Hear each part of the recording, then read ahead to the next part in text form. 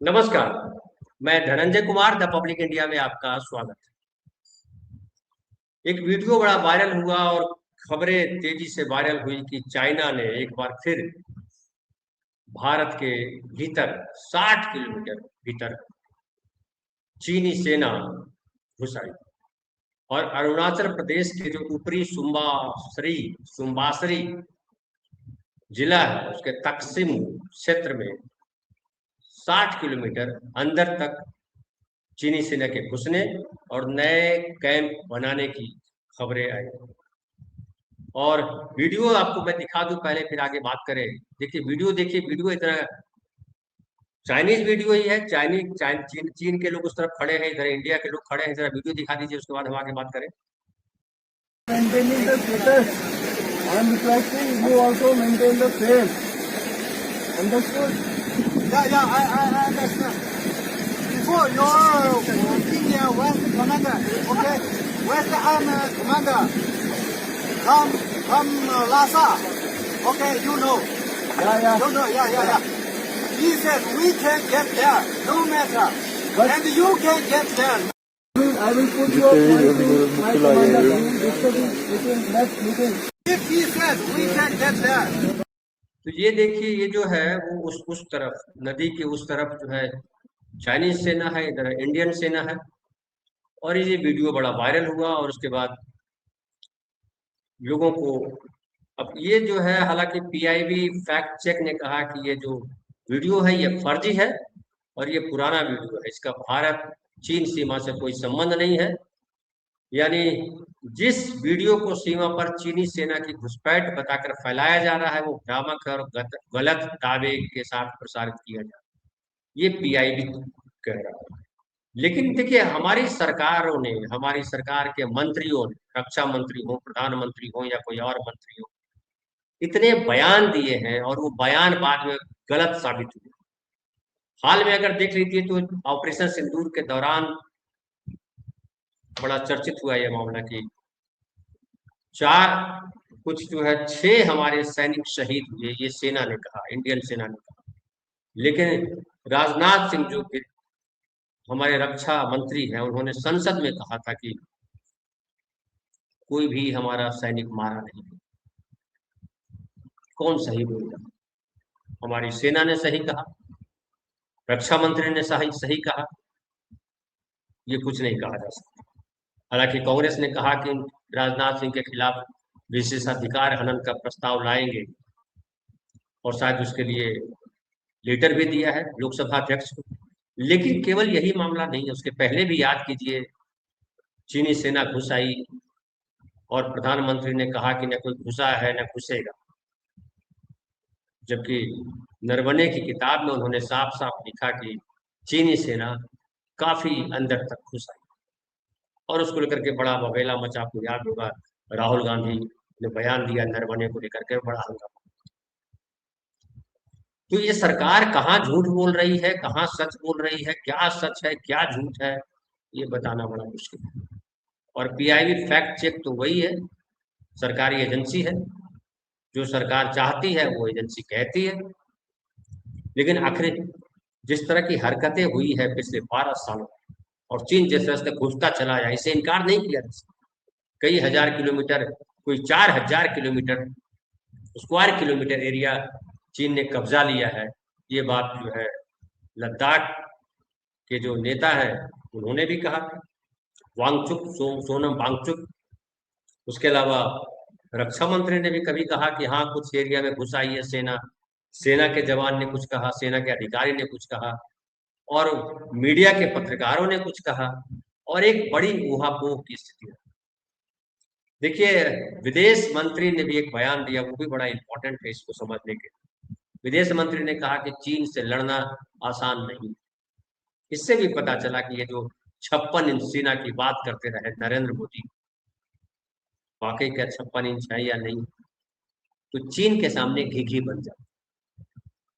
और चीन के खिलाफ जब कोई कड़ाई बरतनी होती तो वहां के कुछ ऐप बंद कर देते। बाकी चीन जो है, जिस तरीके से हिंदुस्तान पे हावी हुआ है पिछले कुछ सालों में, आर्थिक जो स्थिति है, अर्थव्यवस्था जिसको कहते हैं, वो तो जानते हैं कि चीन से बहुत पीछे हैं हम। हथियारों के मामले में पीछे हैं हम। ऑपरेशन सिंदूर जो हुआ, उसमें चीन ने पाकिस्तान का साथ दिया, और जो जानकारी स्तर पे जो साथ देना होता है वो भी चीन ने दिया, और भारत को इसका नुकसान हुआ। लेकिन नरेंद्र मोदी ने इसको स्वीकार नहीं। नरेंद्र मोदी ने पूरे देश में कहा कि हमने ऑपरेशन सिंदूर में विजय पाई। तो ये जो झूठ है वो बड़ा खतरा पैदा करता है, और समझ में नहीं आता है कि सच क्या है, गलत क्या है। लेकिन देखिए, जो ये कह रहे हैं इसको भी समझना होगा। ये जो हमारे मंत्री हैं अरुणाचल प्रदेश के ही रहने वाले हैं, किरण रिजिजू ने कहा, ये भी बड़ा महत्वपूर्ण है, जरा ये समझिए।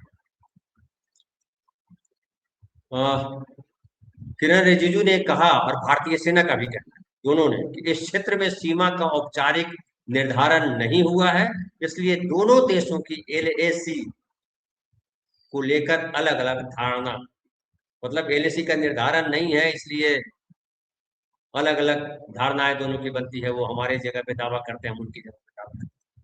और रिजिजू कह रहा है कि ऐसी स्थिति में दोनों पक्षों की गश्त कभी कभी एक दूसरे के दावे वाले क्षेत्रों तक पहुंच जाती है, जिसे ट्रांसग्रेशन कहा जाता है, न कि घुसपैठ। अब ये देखिए, ये इस बात को मान रहे हैं कि कभी कभी एक दूसरे के दावे वाले क्षेत्रों तक पहुंच जाती है सेना, और इसको ट्रांसग्रेशन कहा जाता है, न कि घुसपैठ। लेकिन लोग ये भी मान रहे हैं कि ये ट्रांसग्रेशन जो कहा जाता है वो हमेशा चीन ही क्यों करता है, हम भारत की सेना जो है चीन के हिस्से में क्यों नहीं घुस पाती है। और लगातार ये खबर आती रही कि चीन की सेना जो है नो मैन्स लैंड है उस तक पहुंच गई है, उसको पार कर गई है, कि कई जगह जहां भारतीय सेना जाया करती थी वहां जाना भी भारतीय सेना का बंद करा दिया। अब देखिए, विशेषज्ञ कह रहा है कि सीमा पर चीन का तेजी से बढ़ता बुनियादी ढांचा भारत के लिए रणनीतिक चुनौती है। इसी के जवाब में भारत भी अरुणाचल प्रदेश में सड़क, सुरंग और अन्य सेवा अवसंरचना परियोजनाओं को तेजी से आगे बढ़ा रहा है। ये भी खबर आई कि अरुणाचल प्रदेश से लगी भारत तिब्बत भारत तिब्बत सीमा पर चीन की ओर से नई सड़क बनाने का वीडियो, सैटेलाइट तस्वीरें जो आई, उसमें पता चला कि चीन जो है नई सड़कें बना रहा है, और ये सड़क उस विवादित क्षेत्र में दो बस्तियों को जोड़ती है जो 1959 से चीन के नियंत्रण। अब ये आरोप लगा दे सकते हैं कि नेहरू ने दे दिया था। खैर, अभी हम पहले खबर देख लेते हैं। और वर्तमान में वास्तविक नियंत्रण रेखा एलएसी के पार स्थित नई सड़क 2021 में बसाए गए, देखिए 2021 में गांव बसाए गए, ये तो मोदी जी का टर्म है। नई सड़क 2021 में बसाए गए गांव को 2026 में विकसित की गई नई बस्ती से, यानी 2021 में भी गांव बसाया गया और 2026 में भी नई बस्ती बसाई गई, और दोनों को जोड़ने के लिए ये सड़क बनाई गई।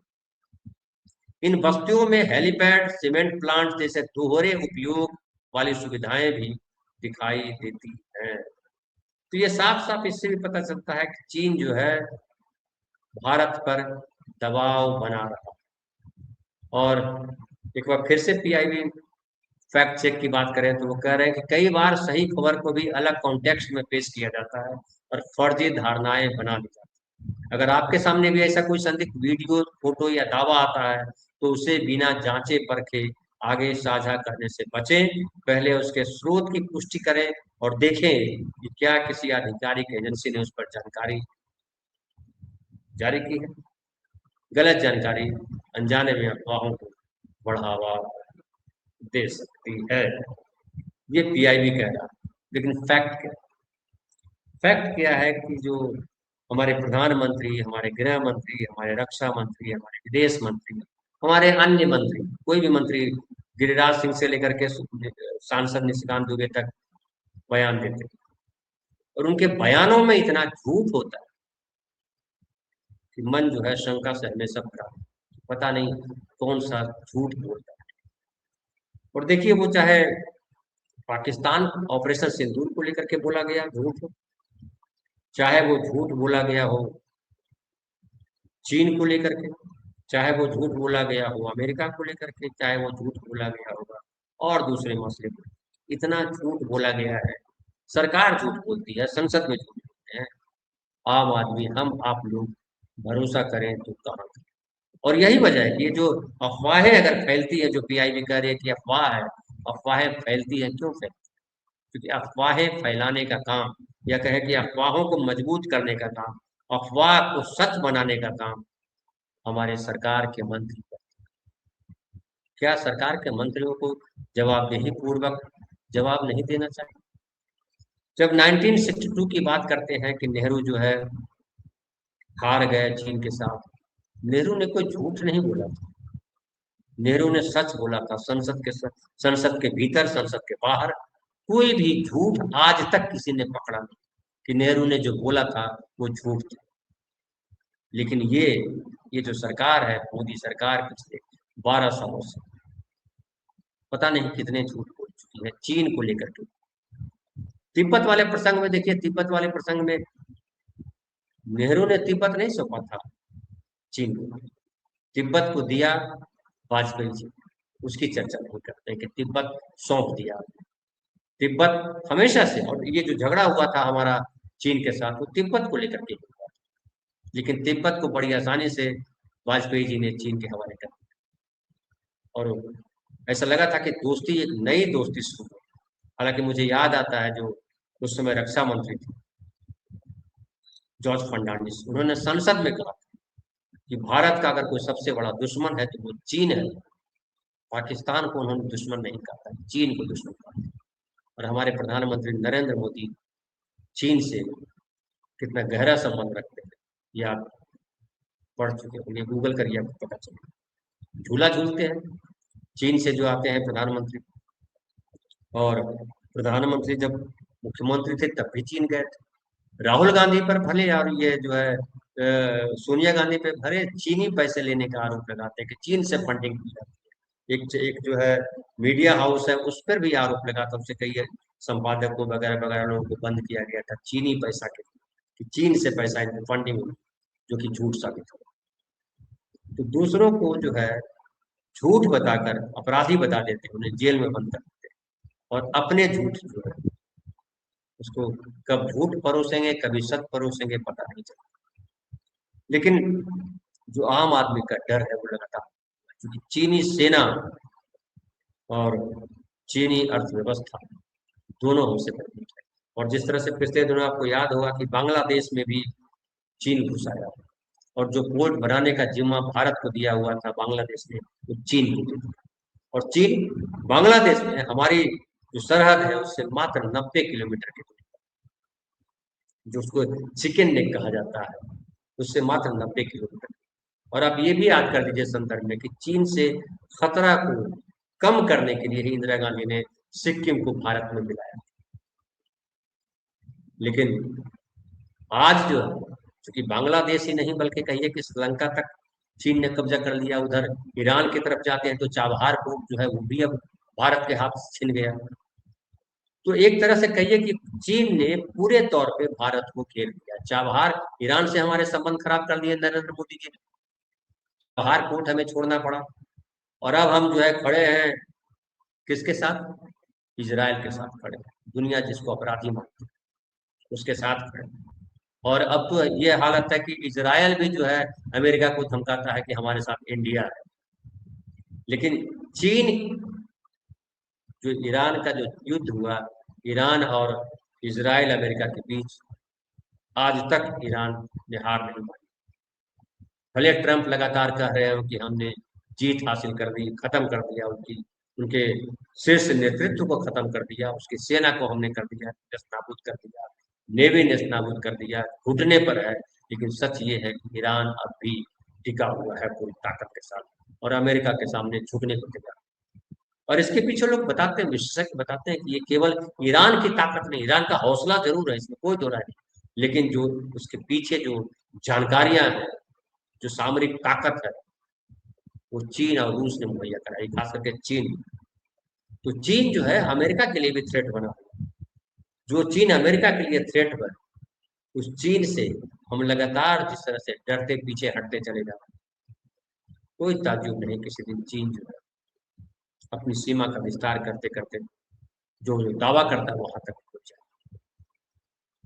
हमारी सेना बहादुरी से आज लड़ती है, ये कोई पहली बात नहीं है, कोई बताने की बात नहीं है। नरेंद्र मोदी भले कहे कि हमने सेना का शौर्य बढ़ाया है, लेकिन सच ये है कि चीन को भी भारतीय सेना ने मार 1965 बात की थी, और उसी इलाके में जो अरुणाचल प्रदेश का इलाका है।